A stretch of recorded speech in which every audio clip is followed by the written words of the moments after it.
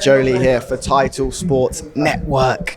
I'm with a legendary boxing promoter, promoted the likes of Naseem Hamed, Frank Bruno, Tyson Fury, Joe Calzaghe, Nigel Benn, Billy Joe Saunders, Steve Collins, Chris Eubank, Amir Khan, Ricky Hatton, and many, many more. Frank, and Naseem Hamed. I did say him at the start as well. Many of the great fighters of this era and of the last few generations. Frank, it's a pleasure to be in your company today. How are you? I'm good. How are you, young man? Do you like that intro? That was good, yeah. I thought that was the interview. I was going to get off. I thought, I ain't going to get any better than that. I'm going. Throwing back all the years you've been involved, and obviously the reason we're here today is for something even bigger than something that you've been involved in for a while. You've had Fury Usyk, you've had some huge nights over the years, but this one next week is special. Very special. You know, hopefully it's going to be a record crowd there, 96,000 people. There's only literally a few tickets left. We got permission to increase the capacity. So I'm looking forward to breaking that box office record that was held by Tyson Fury for his fight, which broke all records for any event, not just boxing, any event at Wembley.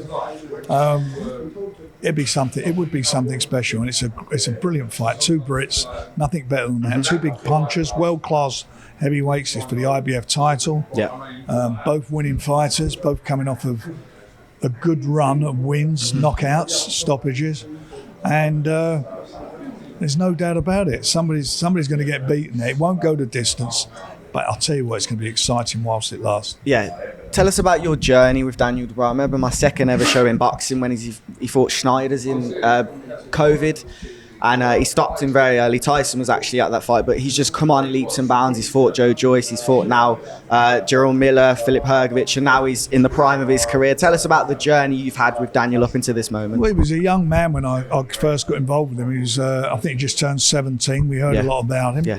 And he was too young to turn professional. He turned professional when he was 18. He'd been sparring a lot with a lot of professionals. I remember he was a kid, still a teenager. Yeah. And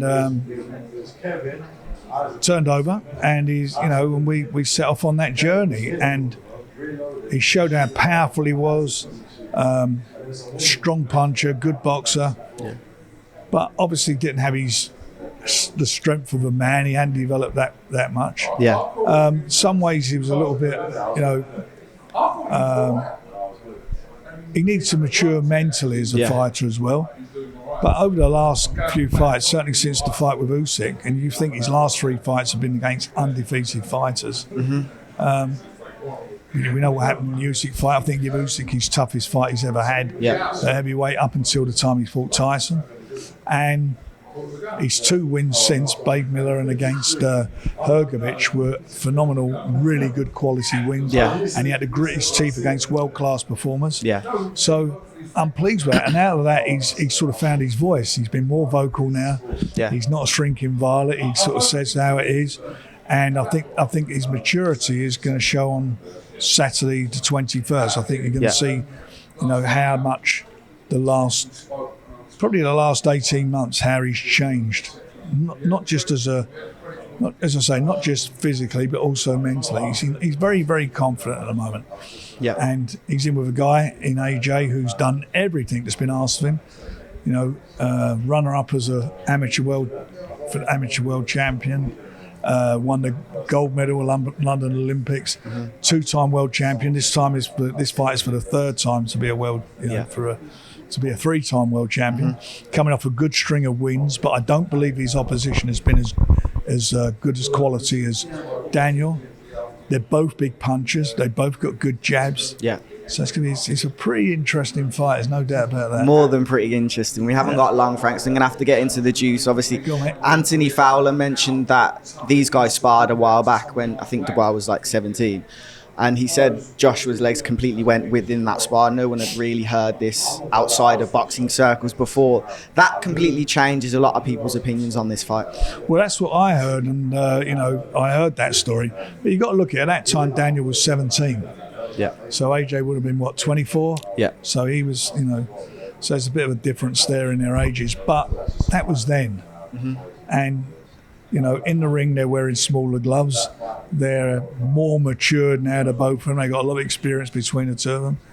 But I suppose in his mind, well, I'm certain in Daniel's mind, he knows that he can hurt him. Yep. There's no doubt about it. But then again, he could be hurt if AJ hits him, because AJ can punch. But the thing about this is, they're going to come out. They'll get behind their jabs, both of them. But because of the way they fight, they're going to let their bombs go. And when you start letting that right hand go, when they let that go, that's when you are vulnerable to the counter. And it's going to be when the first meaningful punch, I'm not talking about a knockout punch, I'm talking about the first hurtful punch, how it's responded to. Are they going to go on the back foot? You know, what are they going to do? How are they going to feel about that? So I just feel that, you know, the fight from that first bell in that first round, somebody's got to go out there and dominate it, and I believe that Daniel can do that. Last one from me then, Frank. You were in the face-off. It was weird having both promoters in there as well, but you mentioned it was the only time I kind of saw AJ look over, and it intrigued me. You mentioned the age difference is obviously 8 years in it, and you mentioned it in that moment, and I suddenly thought, actually, that could be something that plays a factor. Just talk to us about the age gap and how that can, in your view. Look, a lot of things that happen, you know, around table. I remember the same with the Hrgovic fight. He was really... really trying to impose himself mentally on Daniel, and Daniel responded to it well. In this particular, you know, the round table that we had, I didn't expect that to happen, and it just sort of bang. It's like a split second. But what I was impressed with is that he held his ground.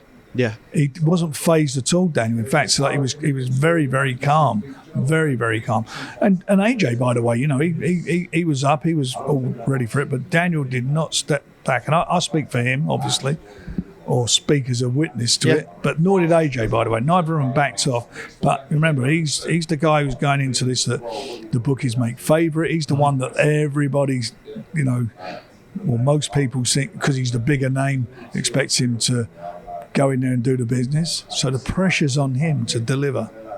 Daniel has been underdog in his last 3 fights, and he's won 2 of those, stopping 2 undefeated fighters.